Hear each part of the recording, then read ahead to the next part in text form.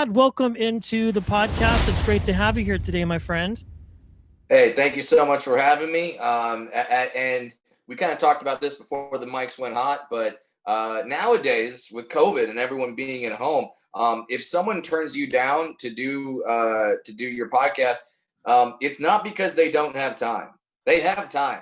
We're home. We're fine. We have time to do things like this. It's more of just like, I don't like that one. That's sort of the main thing why people wouldn't do a podcast now, because now we have time. But I'm glad you reached out to me. I had some time, like we all do, and I'm happy to be talking to a human being as much as I love my wife. That is not my wife, because right now that's probably the only person I'm really talking to right now. And as Yeah. much yeah, and as much as I love my wife, you kind of want to switch it up, and you've got some nice tits yourself, so all good. Thank you. It's funny that you say that because I follow you on social media and you had made a joke. Your wife was on her phone doing something and you said something to the fact of my wife trying to figure out and my daughter tell how to tell dad to shut up or something like Yeah, that. yeah. Well, I mean, because it used to be I would get out all my rantings and ravings and things like that on stage, but now with me not performing as much, if at all, sometimes my wife has to be subject, unfortunately or fortunately, however you view it, to my ranting. So when I see a commercial and I want to like essentially try out a bit, I don't say like, "Hey, is this funny?" I just start ranting about it, or I start talking about what's going on in sports, news, whatever, life, and she wants to get me back on the road just so I can have a different audience to talk to. Like she's tired of my stuff, and yeah, and then it's funny because like my wife would do that thing where she's like, "Oh, do you have to keep joking?" And it's like, yes, I do. Look around at this house that we are in. Yes, I do have to keep joking. Jokes built this house, so yes, you better hope I keep joking. But That's yeah, so funny. I'm happy and thrilled to be talking to somebody else. Yeah, yeah, I can imagine, and I think it's common for most comics or performers. Obviously, everybody's at home. We're all on the same playing field at this point. Yeah. And I always ask, and you sort of answered it already, but the wife kind of gets over the jokes, right? Like, because I think, are you one of those comedians and those artists who's just on all the time? Then, pretty much. Yeah, I am. Like, who I am on stage is me with the volume turned way up, and doing exaggerated things of that nature. But yeah, for the most part, I'm always ranting. I'm trying to come up with bits. I'm trying to create. I'm trying to I'm trying to be entertaining. Because there's always that fear that you wake up as a comic one day and you go like, oh crap, I'm not funny anymore. Like I can't write a new joke. I can't do a new thing. I can't create. So yeah, there's always that fear. So I'm constantly trying to do that to keep the muscle working, especially in these times when I'm not on stage working out that muscle. I have to find some way to do it, whether it be talking to my wife, whether it be doing Zoom shows, whether it be doing podcasts or driving shows or whatever. I'm just trying to keep the muscle working. Yeah, I can imagine, when COVID hit, I think it was one of the most disturbing things for folks like yourself who are in the entertainment industry, who perform, whose livelihood, and we joked about it, but is based on performing and touring and all of that sort of thing. That moment of like, oh crap, what's going to happen next? Did you have that moment yourself, or were you just kind of like, this will be okay? I'll find a way to pivot and make it work? I definitely had an OCAP moment when I had to cancel essentially a year's worth of work. Yeah, I didn't know what was going to happen, and I had a moment where I sat down with my wife and told her like, "Hey, um, not we're fine, but if you could like find a job or if anything pops up, I mean that if Uber. you could." if you could be making money in any way, shape, or form, I don't know, maybe we could start an OnlyFans or something like that. Uh, that should do. But and we did that for a few weeks, 2-3 weeks, where we were kind of in panic mode, where we just stayed in and didn't know what to do. And then necessity is the mother of invention. You kind of pivot. I joined Cameo, so now if you want to pay me to give you a shout out on your birthday or tell your daddy was an asshole, I could do that. I've done that a few times actually. The dad, you're an asshole one. That's fine.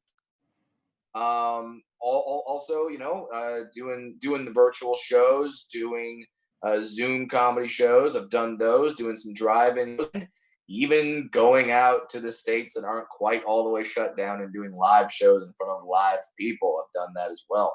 So, we just kind of stopped and looked at our situation and said we have to keep going in some way, shape, or form. How are we going to do that? And then we figured it out. And we're doing okay in terms of the grand scheme of things. We're doing okay. Yeah, especially having children too, that adds to the pressure. If you were a Yeah, single comic and you just really didn't have any responsibility, not to call anybody out, folks like Nikki Glazer, who she jokes about it, but moved back in with her parents, and just kind of are doing everything you can to survive. So you've been touring a little bit. I saw you were kind of out and about when things sort of loosened up again. Now we're kind of back on semi lockdown here in the Bay yeah. Area. On Friday, we're getting ready to shut down all the way around again. How has Mm. your experience been with the Zoom shows and the drive-in shows? I think the drive-in, Bert Kreischer was doing that, and he was like, "Yeah, I'm selling out. I had 700 cars," and it's like that's interesting to think about. I've never met him or talked to him, but he's the Yeah. funniest guy on the planet. It's just kind of like, what has your experience been, Brad, doing the alternative in that regard? Uh, it's not the same. The phrase, I don't know if I came up with this phrase or not. I don't want to say that I did in case someone heard somebody else.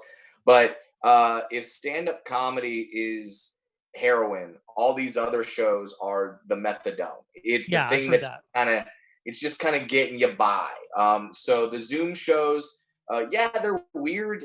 Someone always has their microphone on who's got kids or a dog barking, or they've got their family watching the Zoom, and they turn to each other and go like, "That's so true. You are a slut." And then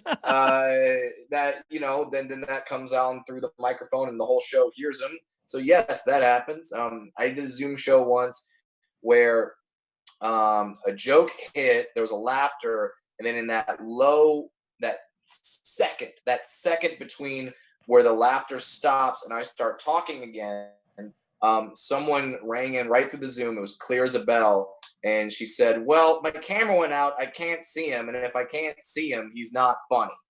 And so I was like, "All right, this is the new world order of comedy." So yes, doing that or doing the drive-in shows. I like the drive-in shows. I've done a couple drive-in shows where the front two rows are like pickup trucks where people are sitting in the truck bed, so I can see them. I can hear some laughter. Like, I don't need a stadium full or a club full of people to hear laughter. I just need some basic laughs to let me know, okay, that was funny. That was funny. Pause here. Wait, dude. Like, I just need some timing laughs to help me out. People ask me like, "Oh, do people heckle you by like honking their horn?" I mean, yeah, but you just kind of go with it, and you can't hear it most of the time. And if you do, you just kind of make a joke about it and you move on.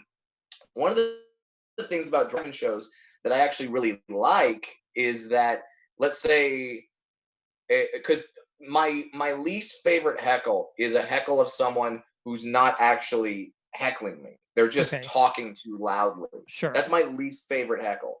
Because if someone yells out, "Fuck you, you're not funny," okay, now I can come back at you and we can do a thing of which I'm better prepared than the average audience member and can probably win that interaction. But when someone's just talking loudly, I feel like such a dick being like, "Hey, shut up. Like, we can hear you. And the audience, most of them can't hear the people, so they don't know how loud they're being. So they think like, oh, he just told a random table just to shut the fuck up, and what an asshole he is. So like, that's my least favorite type of heckler. And the drive-in show eliminates that heckler, because if someone's in their car and I say a joke and they go, that is true, like, cool, I don't hear that, you know. Or if it's like the bachelorette party that's coming in a car and they're all talking with each other instead of watching the show, okay, fine, you're not disturbing other cars, I don't hear you, I don't care. So in that way, the drive-in shows are actually pretty cool. They cut down on some of the things, you know. You don't have a waitress coming by a car and ordering way too loudly or whatever, and that throws you off. Because I'd be at a club sometimes, a waitress would come by who would stand on one side of the table and like shout to the other side of the table, and what do you want? You want the chuckle juice? Great. And it's like, ugh, like it just kind of throws you off a little bit. So the drive-in shows pretty much eliminate that. So those are fun as well. Yeah, I think it's been very cool to watch your industry pivot a little bit, even the clubs who are putting these funds together to help care for the backbones of the clubs, the waiters, Yeah, the waitresses, the staff, the door people, everybody yeah, who helps run that thing. There's several clubs here in the Bay, and the fact that I think, somebody mentioned this the other day when I was talking to them, that they're the ones that kind of help keep things moving a little bit. So to be able to pivot and still be able to perform and create content for people, I think is huge. Because and even that's why I think the numbers are so high, is because people just want to be entertained. I did a yeah, couple of Zoom shows. It was interesting, but it was fun, to get that experience of comedy and laughter, even if it was like 200 people in a Zoom room, right? And making people laugh. So you yeah. talk about crowd work a lot. I'm curious, how do you ride the line between, handling somebody like that as a heckler, and kind of, it would be hard, I think, to go the opposite direction and just not be like Anthony Jeselnik is mean, but that's just him. That's his persona, right? Right. Yeah, That's just who he is. But yeah. for you or anybody else, how do you kind of decide how I'm going to fight this verbal judo? Uh, you know what? And this is something that took me years to figure out. And what I realized, and you're right, it does depend on the comic. Like Anthony Jeselnik can be mean to somebody because on stage he's mean. Bill Burr can look at a table and be like, "What the fuck are you guys doing? Shut the fuck up, you fucking pricks!" And like, then that kind of fits with his style of comedy. But my comedy, as my manager likes to describe it, is huggable and lovable. My own. That's a perfect impression of my manager. If anyone knows who Barry Katz is, Oh but yeah, worked with him before. so I can't like be this like kind of huggable and lovable fun comic and then turn to a table out of nowhere and be like, shut the fuck up. Like it doesn't match. So for me personally, um i have to come at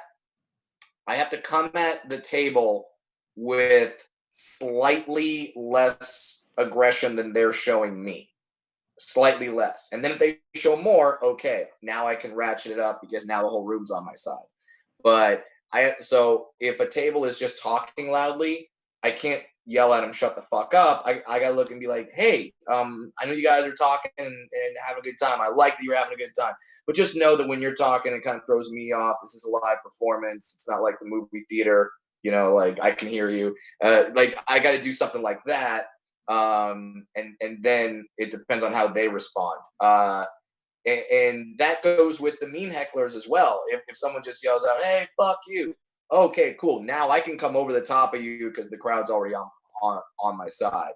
But yeah, so it's riding that line of how much do you respond. But there's also tricks that I've learned over the years, and one of them, and I wish someone had told me this when I started doing comedy, is when you have a table that's just kind of talking too loud. One trick that you can do, and it goes against the opposite of what you think you should do, because you want to be louder. You're like, I need to be louder than them. No, do the opposite. Get quieter. get quieter, get slower, get softer, because oftentimes that table will then realize everyone's quiet around them except for them. They can hear themselves, and that makes people very uncomfortable. So they'll kind of self-police in that way. So that's one trick I do when when you have live audiences, and that's just things. That's just things you pick up. Like, I'm 17 years in now. I'm 17 years into comedy, so that's just, oh God, it feels so weird saying that. Yeah, I'm 17 years in, so these are tricks you learn along the way. Yeah, it's interesting. And I can imagine too, have you ever had a moment where you felt like you were losing the crowd and they were turning on you? And if so, how do you Oh yeah, how do you come out of that? That's like almost borderline scientific, I think, and psychological, to turn a crowd from laughing at you to you single somebody out where you think that you're shitting on them and you're not necessarily doing that, but they turn on you. Like, that's got to be nerve wracking. Like, how do yeah. you back out of that? Well, oh sure. I mean, it depends on the situation, because I've had like, I was in Baltimore. There's a club in Baltimore called the Comedy Factory.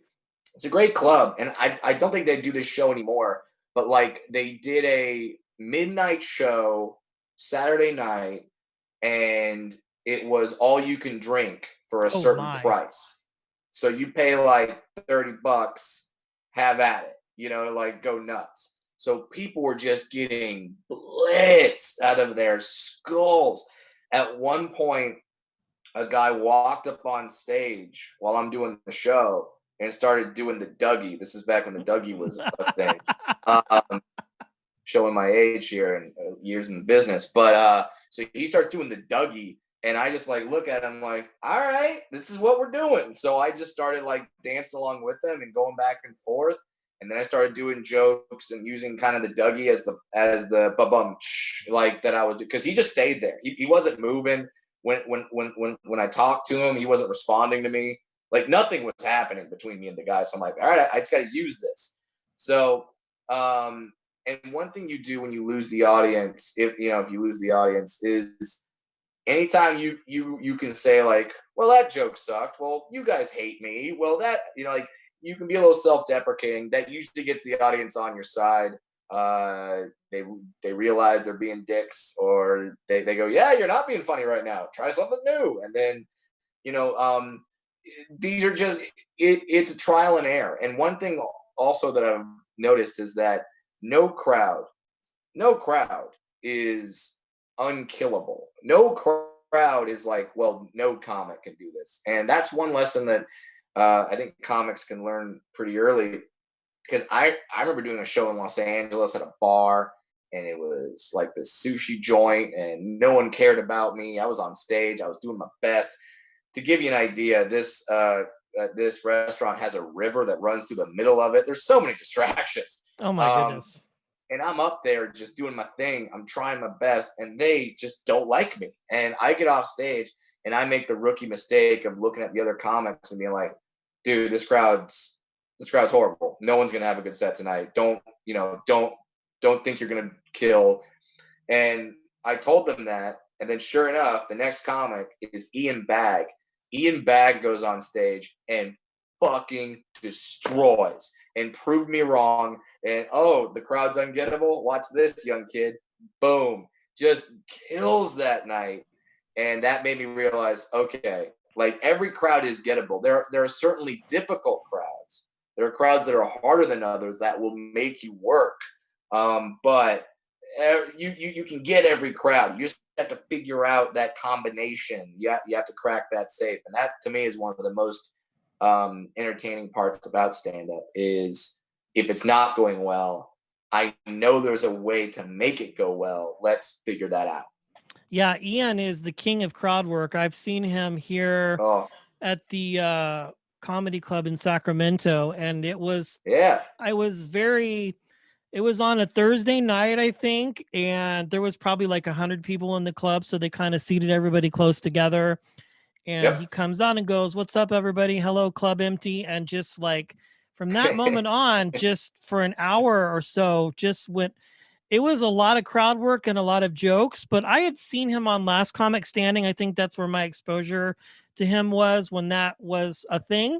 and he Yeah. nailed it. But I find that whole concept of crowd work and just being able to win people over and to go up on stage and just take a microphone and tell jokes and get people to laugh.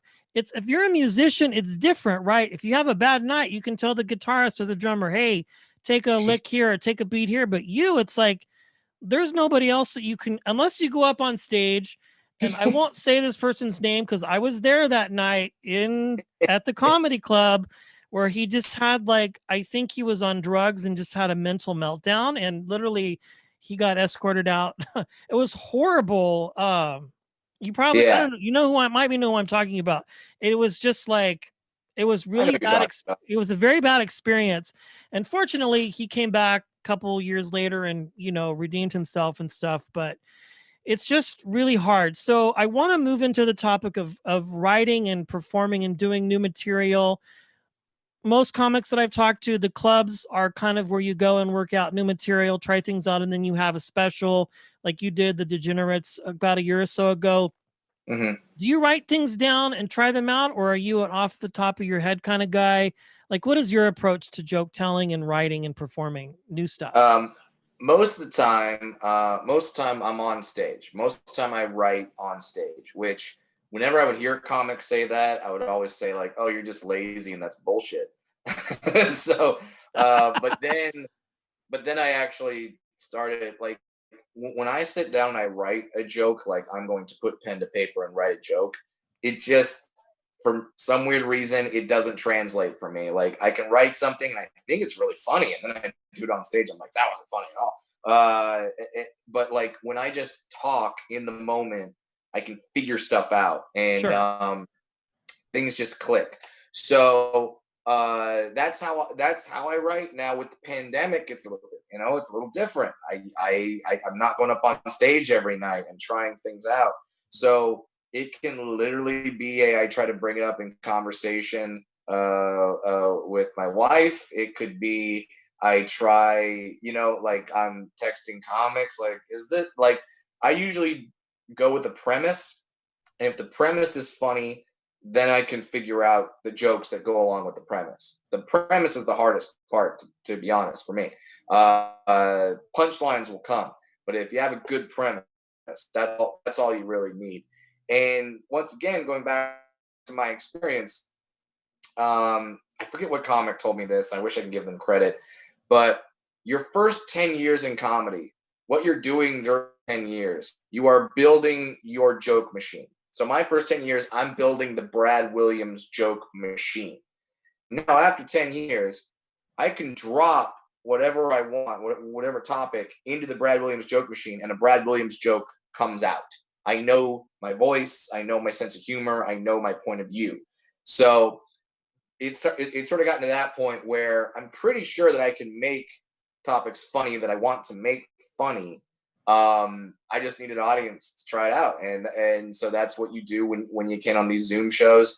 And it's amazing that even in a Zoom show that you hear kind of sporadic laughter, you can tell when a joke works and a joke doesn't.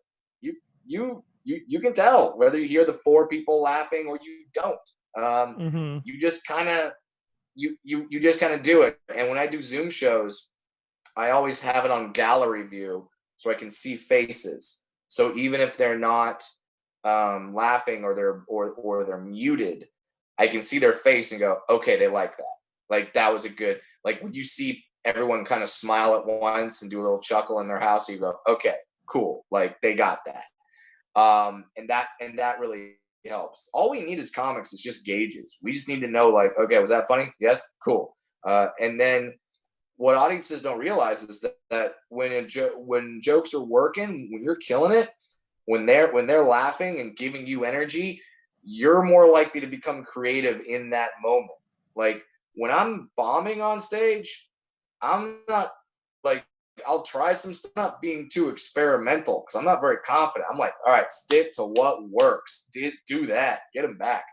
But when I'm killing, oh, then I have fun. Then I try stuff out. Then I'll experiment, and that's when the vast majority of my jokes will be written. Is when I'm having a good set, and I'm just trying new stuff out. So it's probably some new stuff, maybe throw in some greatest hits from your bits that you've done before, maybe some more new stuff, and just kind of gauging the crowd and depending on how they respond. You mentioned something interesting. This is just how my brain works as an interviewer. You talked about premise writing, and I Yeah. heard other comics talk about this as well. There's the whole controversy of the premise, the joke. You know, did somebody else tell the joke? Mm, How do you mhm. navigate those waters, Brad, and decide, you know, this is something that's never been done before, or this might be too close to what somebody else might do? Because it's a very set of Yeah. muddy waters, I think, because really there's only like a certain amount, like dating or COVID. I don't know, those are premises, but then sort of dicing it down further and helping you sort of navigate Yeah. the muddy waters of joke writing.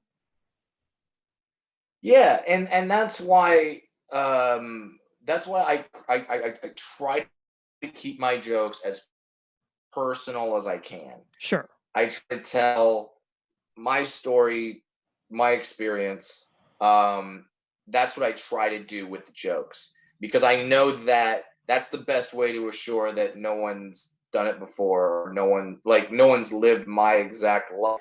So that I keep the perspective mine. Okay, good.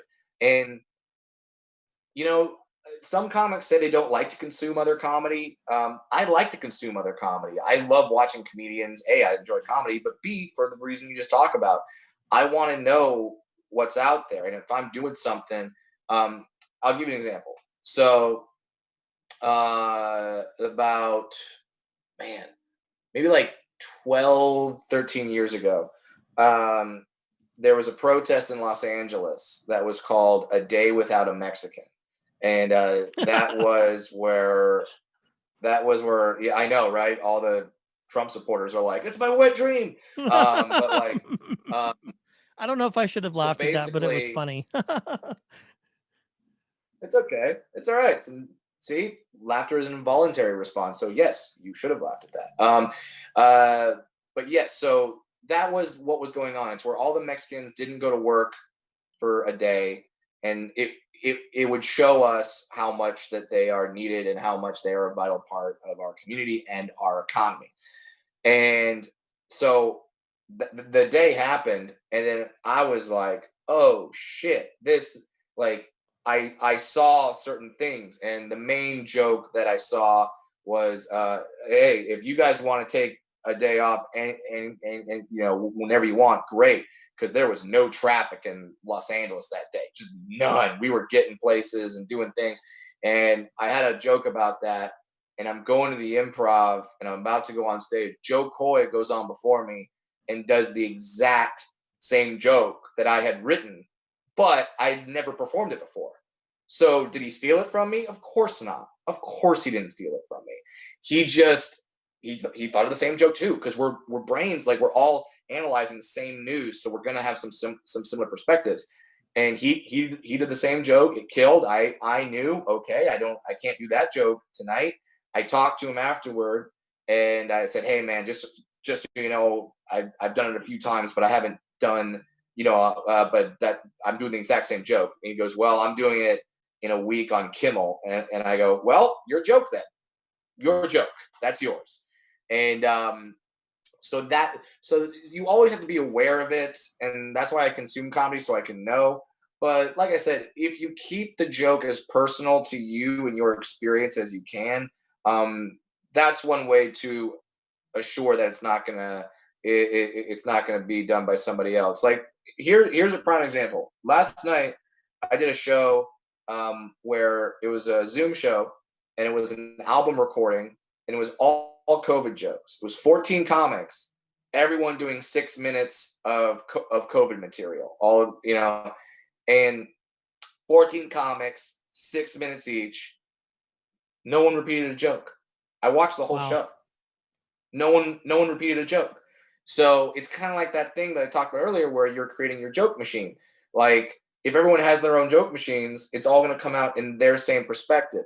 Like, yes, a couple people talked about toilet paper, okay, but they had their own take on it and their own experience with it. So it was never the same joke. So it was fine, and no one saw someone do a joke about toilet paper, then go, oh, stole it from the second comic. They didn't know because it was completely different. So just keep the joke as personal to your experience as you can.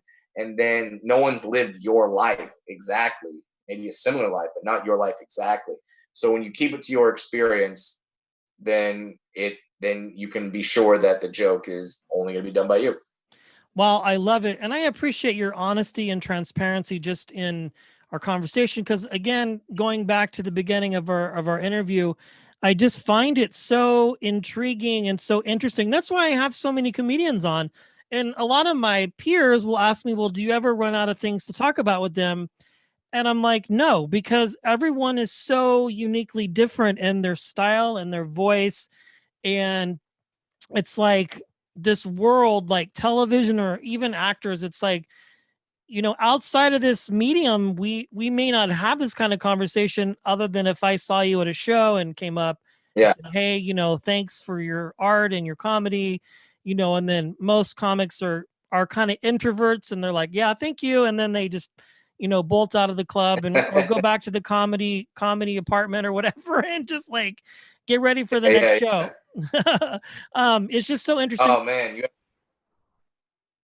haven't met me after a show then. I will bother my fans because they'll come up to me after a show and be like, "Oh man, you're so funny. That was great." And I'll just be like, "Hey, I'm going next door to the bar. You guys just want to go Oh, and have dude. a beer and talk?" I do have a funny story about that. Gabriel Iglesias was here and he was up in Sonoma State, did a big show, and we just happened to be out and about and he showed up at an Applebee's of all places. It was so ironic. He comes in there with his, couple of his guys and we bought him drinks and one of our people actually paid for a lift for him to get back to the hotel and Nice. I just think it's great when I talk to people because there's just a side of you and others that I think my listeners want to know. And that's why I think what makes me different and just kind of not asking the same types of questions and sort of just getting into the bits and pieces of what you do because it's not like any other profession out there where you have a 9 to 5. You are putting yourself on the line and you're telling jokes and you've done well even in the COVID. I've seen you do shows and performing at these clubs and really just keeping it going and joking about, honey, can you get it if you find something, maybe you can do DoorDash or Postmates. Oh my god. Uh, it's interesting because everyone. I mean, everyone had to pivot. Everyone had to figure out whatever their job was, and it's funny because we're discovering a lot during this time in terms of like there are some people that we thought always had to go to an office. No, they No, I don't. work from home permanently now. Yeah. Yeah, they don't have to. They don't have to go to an office. Nope. There are some people that thought that if you're an executive, you have to fly across the country and do a face-to-face meeting and shake a man's hand and look that person in the eye. No, you don't. Do a Nope. Zoom meeting. It's all good. It's all fine. It's kind of like I mean, we're just realizing all this stuff about jobs and now like I don't think Zoom comedy shows are going to end once No. the pandemic ends. They're just going to be one more thing. Like, all right, I do my in-person shows Thursday, Friday, Saturday, Sunday. On Tuesday, I'm doing a Zoom show in Canada, or whatever, and you just do that. So I'm intrigued to see what happens once we kind of get back to normal in this sort of hybrid world of pre-COVID and Yeah. during COVID kind of has to meld together. I mean, how many relatives would you love just to do a Zoom happy hour, have a drink with, and say, "All right, cool, see you in 8 months," like that, like Yeah. that, like rather than have them fly out to see you or you stay with them or do whatever. It's kind of cool that we can just be like, "All right, we did the thing. We'll see you Yeah. next time we need to do the thing." Yeah. Yeah. It's funny because uh you realize, like I said, I when I now my day job, now I work from home. They sent me a Mm. computer, the whole setup. I call my customers, I sell wine. They have no idea that I am working in my house that you can see here. Like they don't know that. I mean, we joke about it, but it's like this is a brave new world. So one last question, sir, as we wrap up. Are you ready for the holidays? Sure. You've got all your Christmas shopping done. You've got a little girl, you've got a wife. How do you guys do Yeah. Christmas? Well, first of all, because I'm a dwarf and my daughter is a dwarf, there are no elves in our house. No Okay. elf on the shelf, right? No elf on the shelf. If you saw I think my second special, I talked about how my dad used to do that with me. He used to put me up and put me on a shelf and be like, look what we did. So yeah, no elves in the house. Thankfully, I'm married to an amazing woman. I shop for her. She shops for everybody else. And that's great. So she got it done. Also, one thing that I started doing, and it was kind of on accident. I like someone would send me something. So someone would hit me up online, send me something, and I would throw it up on my Instagram, and be like, "Hey, thank you for this bottle of whiskey," And then all of a sudden, people were like, "Oh, will you do that with my product? If I send you my product," I'll be like, "Yeah, no problem." And like DeWalt Tools sent me like more tools than I'll ever need. So Nice. I got enough gifts for all the people on my list just from tools, and I didn't have to spend a damn dime. It was pretty nice. Uh, so That's funny. so for the holidays, we will go down to my parents' house.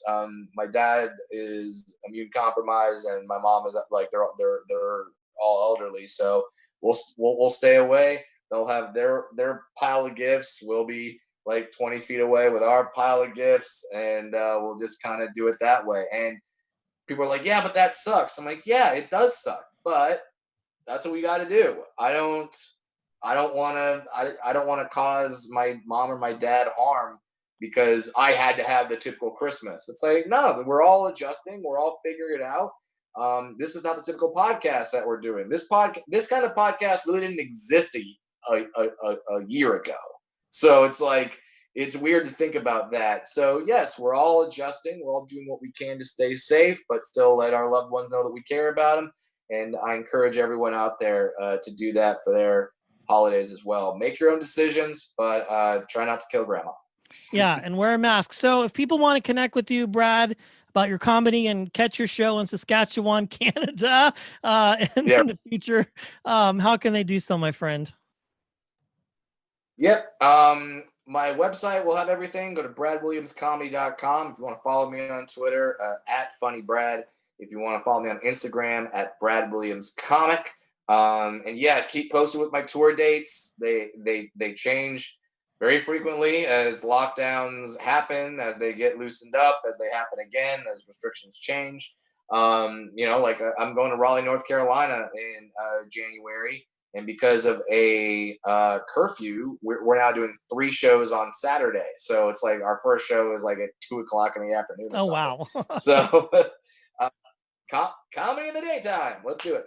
So yeah, just keep on my website, follow me on the social media, and I hope to see some of your audience in a live show, either in person or in Zoom, or just drop me a line on social media and say that you heard me on this podcast. So yeah, we're trying to get back. Hopefully, fingers crossed, and I'm looking forward to 2021. Absolutely, my friend. Well, Brad, thanks for joining me on the podcast today, sir. I really appreciate it. It was an honor to have you. No problem, Brett. Pleasure's all mine.